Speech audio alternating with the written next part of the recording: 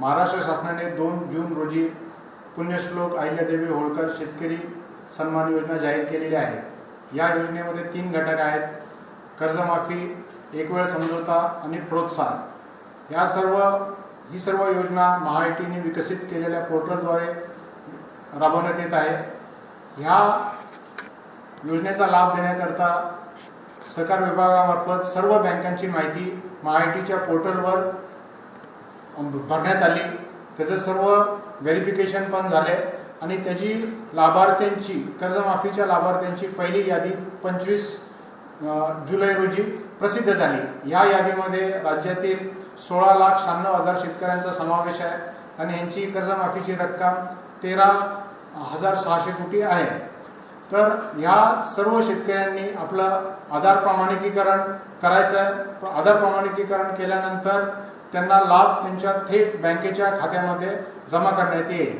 आधार प्रमाणिकीकरण करण्याकरता त्यांचे आधार कार्ड किंवा जी त्यांची यादी प्रसिद्ध केलेली आहे त्याच्यातला विशिष्ट क्रमांक घेऊन आपल्या सेवा केंद्रावर जायचे आहे।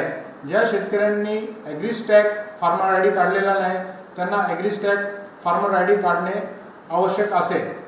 काही ठिकाणी थोड्या अशा तक्रारी आलेल्या आहेत की गाव पातळीवर जी यादी प्रसिद्ध झालेली आहे त्यामध्ये कमर्शियल बँकेचे जे NPAचे अकाउंट्स आहेत त्याची रक्कम चुकलेली आहे। तर ह्याबाबत मी शेतकऱ्यांना आश्वासित करू इच्छितो की ह्याबाबत तुम्ही चिंता करू नका।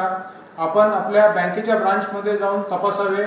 तिथं आपली 31 मार्च 26ची थकबाकीची रक्कम दिसेल किंवा तुम्ही आपल्या सेवा केंद्रावर गेल्यावर देखील तिथल्या स्क्रीनवर तुमची 31 मार्च 26ची रक्कम दिसेल। ती रक्कम बरोबर असल्यास तुम्ही आधार ऑथेंटिकेशन करावे।